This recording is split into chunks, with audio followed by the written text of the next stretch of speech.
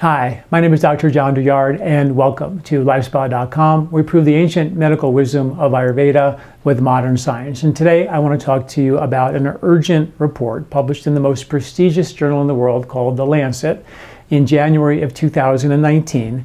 And this was called the EAT Commission for Food, Planet, and Health, published by 30 of the world's top food scientists, and they deliberated for 3 years before they published this report, and their urgent request for the world to become green energy compliant, 100% green energy compliant by the year 2050, and that we should eat significantly less animal product, particularly meat, because the amount of resources that it takes to grow animal products is just simply unsustainable to feed the 10 billion people that we're going to have on this planet by the year 2050. We already have 7.5 billion. We're going to add another 2.5 billion in short order. And let me read to you what the commission said.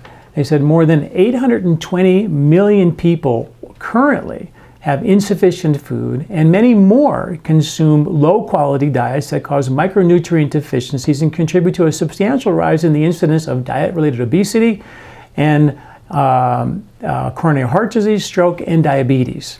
Unhealthy diets pose a greater risk for morbidity and mortality, more than does unsafe sex, alcohol, drug, and tobacco use combined.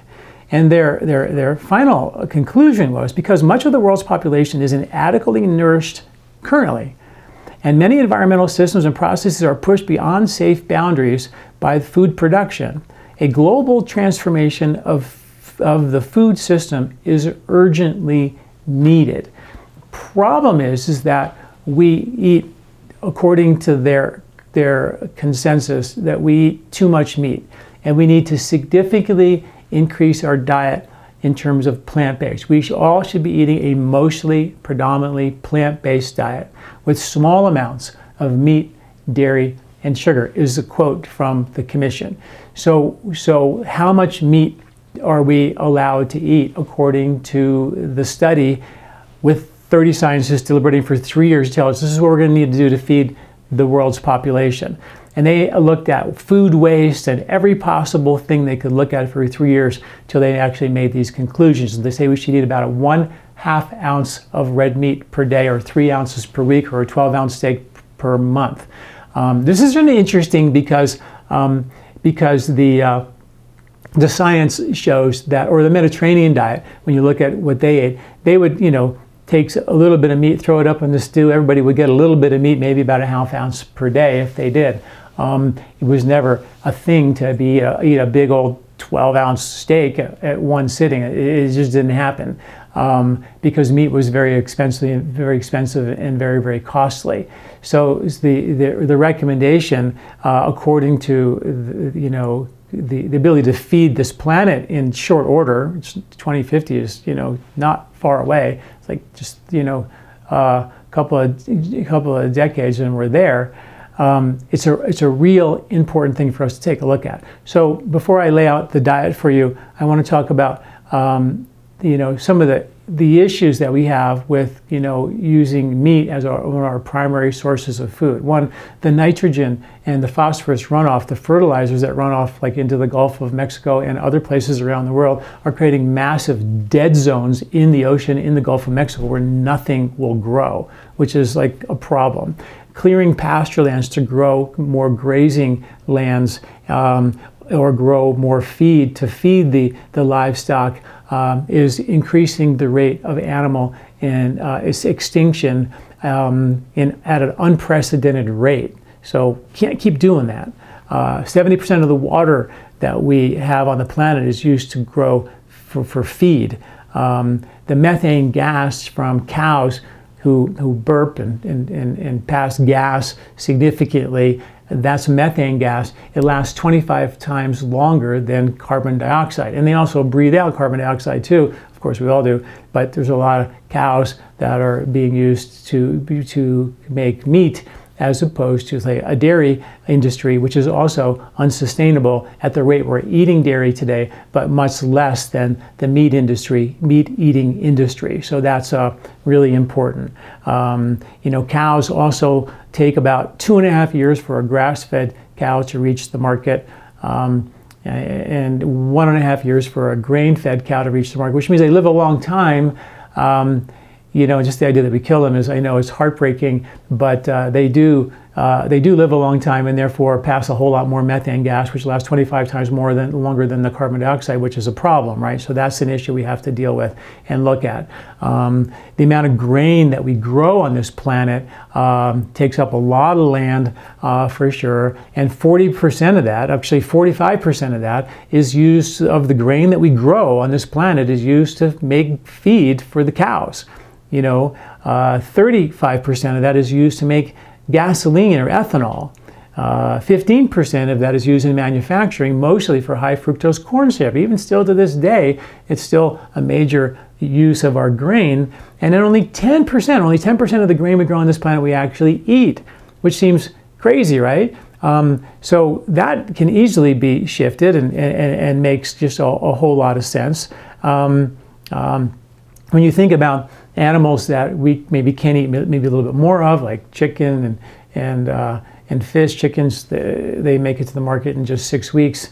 They don't make anywhere near the methane gas. They don't have the environmental footprint that cows do. So, a big emphasis in this commission was, hey, we got to stop eating, the red meat at the extent that we're eating it. It's a luxury. It always was in history a luxury, and now it's become a regular everyday event, and that's got to change. And hopefully, good things will happen in that department. Fishing, we're already overfishing, so eating more fish is not the solution. There's issues with fish being toxic and mercury issues, so the FDA already warns about eating too much fish.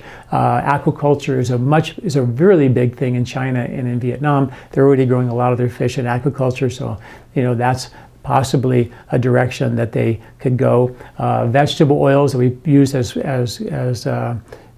preservatives, make breads stay squishy for a month, right? Those cooked, bleached, boiled, deodorized vegetable oils are from seeds. So to get a lot of oil, that grocery store aisle with all the clear bottles of oil in it, there's a heck of a lot of plants that got squished. The seeds got squished to make oil. Just think about how many seeds you need to make that much oil.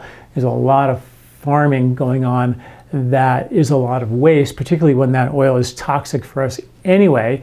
It just doesn't really make any sense. So, there you have some of the the reasons why we should really all kind of buy into this. Not to mention that the longevity science is really clear. The people who live to be over 100 years old, the centenarians, according to many reports, including Dan Buettner's Blue Zone book, who I interviewed on a podcast. It was compelling and exciting to do that. I also wrote an article about how the centenarians live and how the Ayurvedic diets are, and they're so similar. It's just sort of amazing. But they eat 90% of their diet is plant-based and only 10% animal protein. When you look at the longevity research by, say, one of the best longevity research, Dr. Valter Longo, who UCS researcher on longevity, says yes, similar, that we should eat a 90% plant-based diet and 10% animal protein, which can be a variety of different things. The Mediterranean folks and the centenarians seem to be a variety of grass-fed beef and sheep and chicken and fish and eggs and things like that, sort of a variety. The Ayurvedic diet is a 90% plant-based diet with 10% animal protein, mostly cultured dairy. And it seems like you need a little bit of animal protein to cover what you don't get in a vegetarian diet, which would be your omega-3 fatty acids, your B12, some of your minerals like iron, and other minerals, calcium, zinc, other things are really important as well. Vitamin K2, which makes sure you get the calcium and drives it to your bones and not to your arteries and to your brain. That's a really important vitamin that you don't always get when you eat a completely vegetarian diet. Now, of course, if you are absolutely unwilling to kill an animal, and I get that, there's no better reason on the planet to be a vegetarian, then you can do it with supplementation. And I invite you to watch my podcast with Dr. John McDougall, one of the vegan, maybe the vegan expert in the world, and been writing books on veganism for 3 or 4 decades.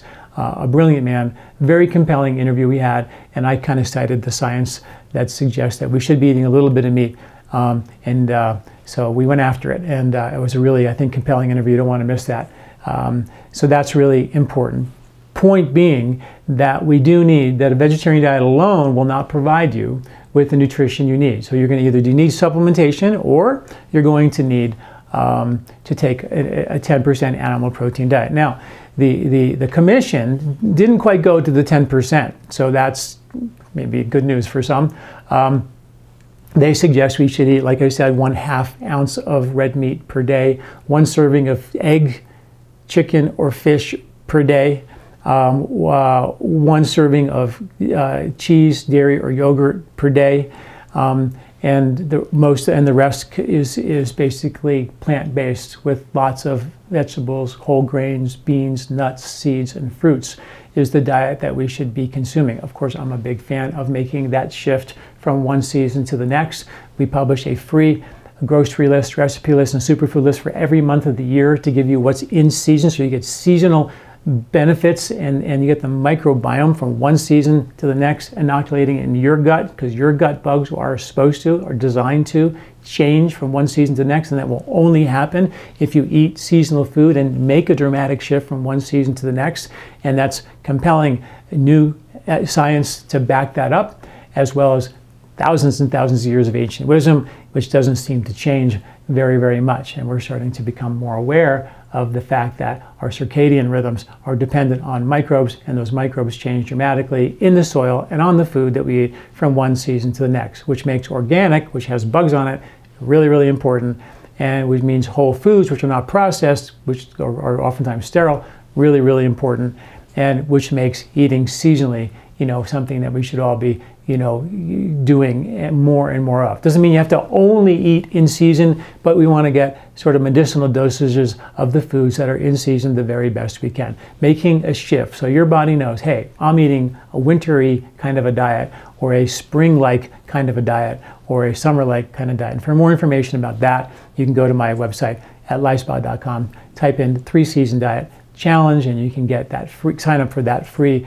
information, grocery list, recipe list, and superfood list for every month of the year for free. It's a great, great resource. You don't want to miss out on that. So anyway, the point of this commission was we need to eat less meat. The longevity science says 10%. The commission is saying not quite there, but still much, much less meat. So I always look at this as a gradual transition. Hey guys, we got to figure out a way to eat less animal protein. The longevity science says we need to do it. Feeding the planet says we need to do it. So do we need to all be at 10% right now? No. Can we all move in that direction? We all need to do that. And the other thing that the commission said is we have to be 100% green energy by the year 2050, because the agriculture industry is a massive, driver of carbon and greenhouse gases that are, causing the climate to change a lot faster than it should. All right, everyone. So I hope that makes sense for you. Great, incredible, very compelling evidence when we're talking about the most prestigious journal in the world by 30 scientists deliberating for 3 years. We have to listen to that. And they're calling this an urgent message. All right, stay tuned. See you next week. Bye. Do you like this video? Don't forget to subscribe and share. This recording is brought to you by LifeSpa, where ancient Ayurvedic wisdom meets modern science. Get access to free health video newsletters by Dr. John at LifeSpa.com. These statements have not been evaluated by the FDA. These products are not intended to diagnose, treat, cure, or prevent any disease.